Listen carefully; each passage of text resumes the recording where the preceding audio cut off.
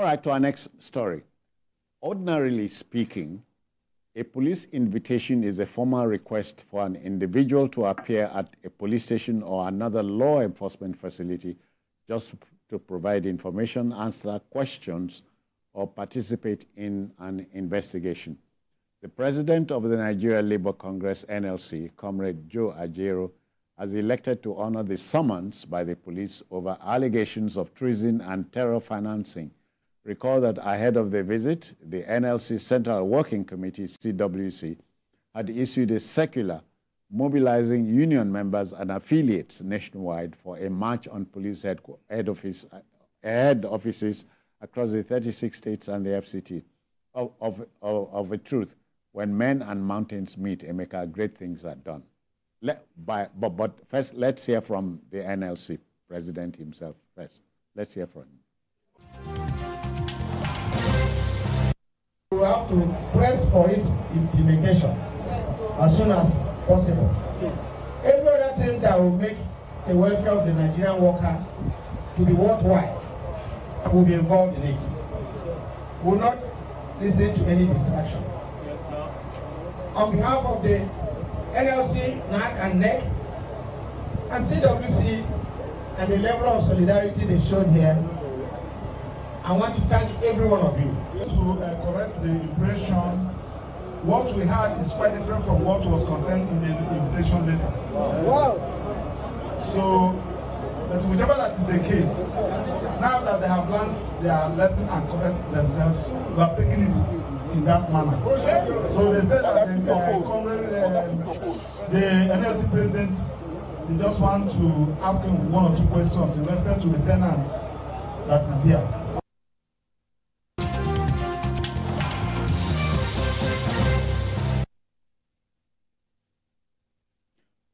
Emeka, mine is, at least we have not made a heavy weather of the invitation. The man eventually went there. Yeah, and they spent up, I think, just about an hour or so.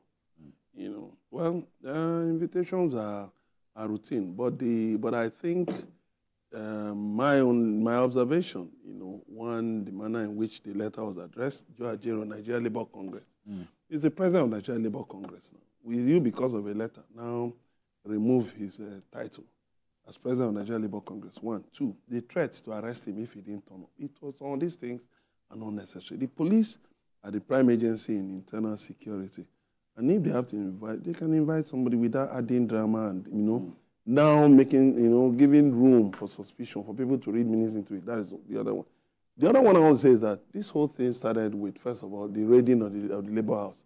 Then the narrative moved to the fact that there was somebody, a tenant, you know, in the Labour House, you know, I mean, against whom certain allegations were made, you know, only for a few days later for the narrative to change again, that the Labour president, the NLC president was being invited for the very things that the police said, you know, prompted the raiding of the Labour House.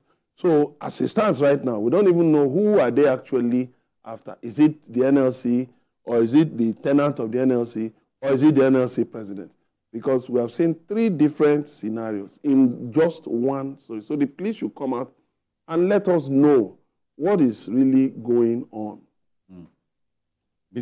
Sometimes things like this will boggle the mind, as he just said. But then there is a tidier way of doing these things. That's what Emeka is saying. Yeah, I agree. At the same time, too, I also think that the labor leader and the labor union on its own should also have a tidier way of handling matters.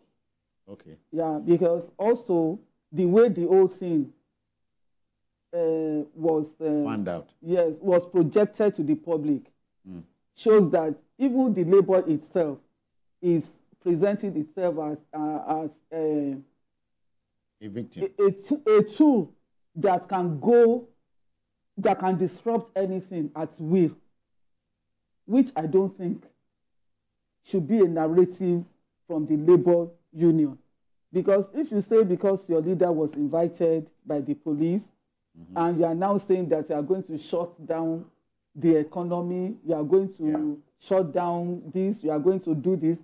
You are giving the impression that you use that tool, you use that your position, your group as a self-fighting instrument. We shouldn't be. I also think Labour should learn from this. It doesn't have to do that. There are also other ways of engaging with the police in matters like this. Agreed that the letter might not have been addressed properly, and also even the man himself said that the police could have called him. They don't have to write a formal letter. They could have called him and invited him to their station and all of that. They didn't have to make a melodrama out of all of these things. And for me, it gives the impression that people just want to act the role of distracting the Nigerian public from the real issues that we have on our hands. So when you see this kind of thing, you just have the impression that it's another drama. You understand? So drama from the police, drama from the labor. But thankfully, at least nobody is going on strike. In essence, and nobody is going to shut down the national grid. In essence, you are saying both parties they could have acted better. They could have done better. They could have done better. And like I said earlier, it's also gratifying that we are not likely to experience another nationwide shutdown, just as Labour threatened. So it's good now. I think the police also should let the public know what happened, what transpired. Because also, if there is anything that the Labour leader has done wrong, the fact that it's a Labour leader does not mean that he should not be held accountable for whatever offence he has committed, if he has done anything wrong. The Labour leader knows he does not enjoy any immunity. So the police, that's what I'm saying, that the police should, that is the reason why the onus is on the police to also carry the public along in this kind of investigation, so that you don't also give the impression that you are trying to witch hunt the union or its leadership. Emeka, because as they say, if there is no information, rumors will take over. Yeah, that's what I was saying, that, the whole narrative has moved from, just about the narrative of the shifting goalpost. The goalpost was here, first of all, the raid, and then it was said that the police also raided the NLC bookshop. Then the police came out to say, no, they were after a tenant in Labour House. Then the next thing, the very things that the police said they were after the tenant of Labour House for, were now, the goalpost shifted again to the, Labour leader. So what I was thinking was that, well, maybe being the NLC president is the chief landlord, of a Labour House. So maybe, normally like that, if the police, are investigating maybe tenants in a place, it's not unusual for the police to invite the landlord to say, how did this person become your tenant, when, and what do you know about this? But, but the threat to arrest him, and then the fact that they didn't put his side,